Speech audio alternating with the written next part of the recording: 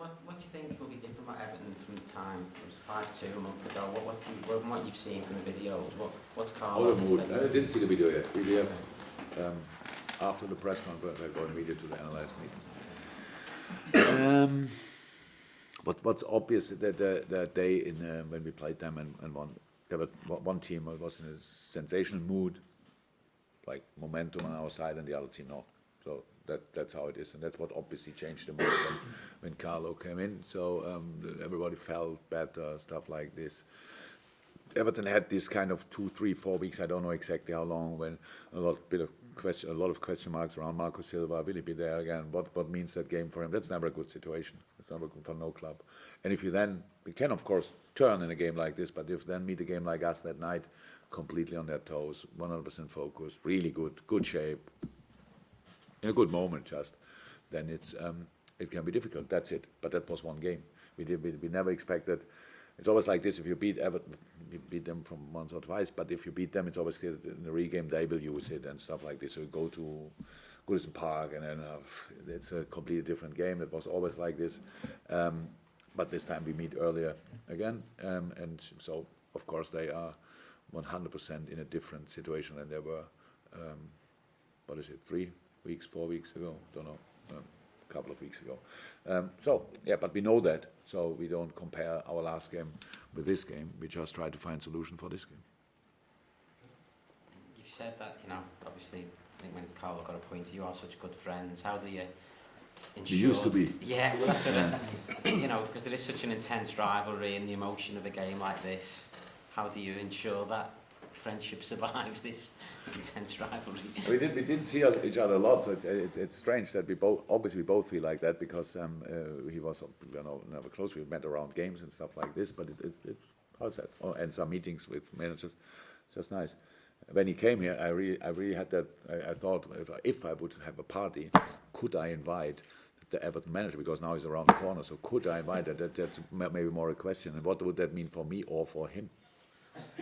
I'm not on social media, but if I like a picture on the table like this, pop, and send it out. Yeah, so I don't know exactly how that is seen in the outside world. But I will not bring him in these kind of difficulties. I only want to bring him in difficulties on the pitch, and it always worked well. It's just we respect each other a lot. That's all. But yeah, not sure where he will live. And if a house next to me is free, and that would be really funny. We become neighbors.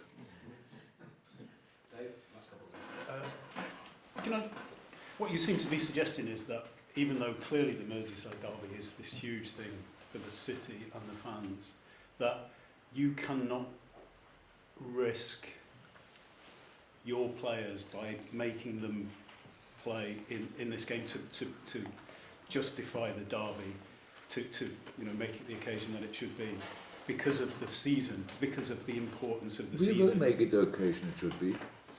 We will make it the occasion it should be. What do you mean with the lineup? We will have a lineup, which, in my opinion, emotion out of your selection is what you were saying. No, I have no clue who I will select. That's what I said.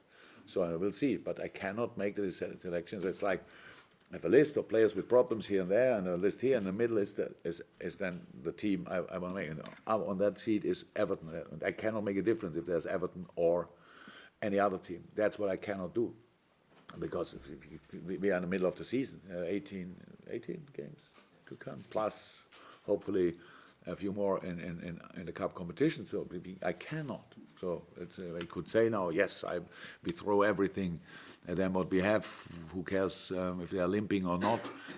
That's just no problem. That's all what I say. But maybe, but I know our fans see it exactly that way.